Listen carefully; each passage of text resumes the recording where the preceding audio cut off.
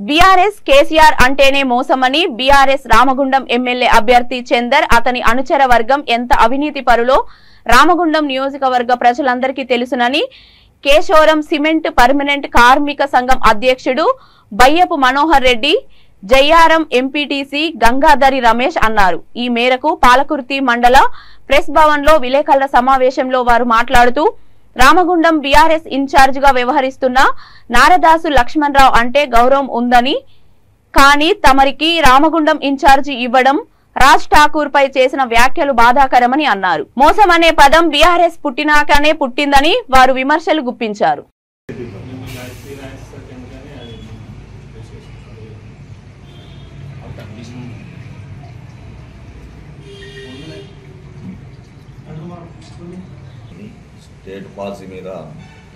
State policy మీద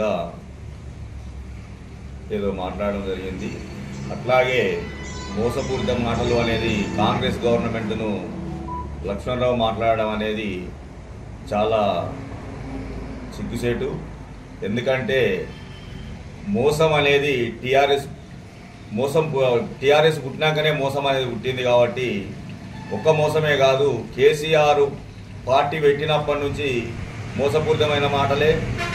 ప్రతిదీ దళితులకు 3 ఎకరాల భూమి కానీ, దళిత సీఎం కానీ, రెండోది దళిత బంధు కానీ, దళిత బంధు అనే దానిలో అసలు బంధు, దళిత బంధు, బీసీ బంధు, మైనార్టీ బంధు అనే దానిలోనే బంధు అనేది కనబడుతుంది. కాబట్టి ప్రజలు నీ గవర్నమెంట్ను 10 సంవత్సరాలు అతి కష్టంగా మోసి ఈరోజు ప్రజలకు అందరికీ అర్థమైంది. కాబట్టి ఊళ్ళల్లోకి వస్తే కనీసం నీ ప్రచార రథాలే ఊళ్ళల్లో తిరగని స్థితికి వచ్చింది. కాబట్టి మీరు ఇప్పటికైనా కూడా జాగ్రత్త పడి కనీసం ఇకనన్నా, ఇప్పుడు అయినా మీకు టైమే లేదు.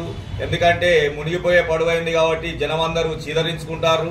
అది చూడలేక రెండోది గొడవలు చేయడం, కోడికత్తి పంచాయతీలు, కాబట్టి ఇవన్నీ మానుకొని నిన్న నువ్వు కొన్ని రోజులు ఎవరో పెద్దల ద్వారా నువ్వు కేసు లేకుండా చేసుకున్న వ్యక్తి నువ్వు. ఇది అందరికీ తెలుసు. నీ పుట్టు పూర్వోత్తరం అందరికీ తెలుసు. నువ్వు ఏ స్థాయి నుంచి వచ్చినావు కూడా తెలుసు. నువ్వు చిన్న స్థాయి నుంచి వచ్చి ఈ రోజు ఇంత సంపాదించినావు అంటే అది ఎక్కడ డబ్బా అనేది కూడా అందరికీ తెలుసు. తర్వాత సరే నువ్వు బొగ్గు దంద చేసుకున్నావు, లేకపోతే బూడిద దంద చేసుకున్నావు, లేకపోతే ఇసుక దంద చేసుకున్నావు సరే, కానీ ఈ ప్రాంతంలో ఉన్న నిరుద్యోగులను, యువతను ఒక మభ్యపెట్టి ఆర్ఎఫ్సిఏల్లో ఈరోజు వందలాది మంది ఇలా వాళ్ళ భార్యల మీద పుస్తెలు అమ్మి ఇలా మీకు ఒక్కొక్కరికి అంటే మీ అనుచర వర్గానికి ఒక్కొక్కరు 6 నుంచి 10 లక్షల రూపాయలు మీకు ముట్ట చెప్పడం జరిగింది. ఇలా 690 మందో 700 మంది దగ్గర ఒక 60 కోట్లు వసూలు చేసినావు. ఇలా మళ్ళీ వాపసు ఇప్పిస్తాను, ఇప్పియలేదు. ఇలా నీకు అసలు సిగ్గు అనిపించాలి. రామగుండం ప్రాంతంలో ఒక్కొక్కరు ఆడోళ్ళు పుస్తెలు ఉంచి కూడా నీ మీద చీదరించుకుంటా ఉన్నారు. ఇవన్నీ కూడా మీ పత్రికల్లో చూసినాయి, లేకపోతే ప్రజలు చెప్తాయి, ఇన్నయ్యే తప్ప కానీ మేమేదో మా సొంతంగా మేము మాట్లాడేది కాదు.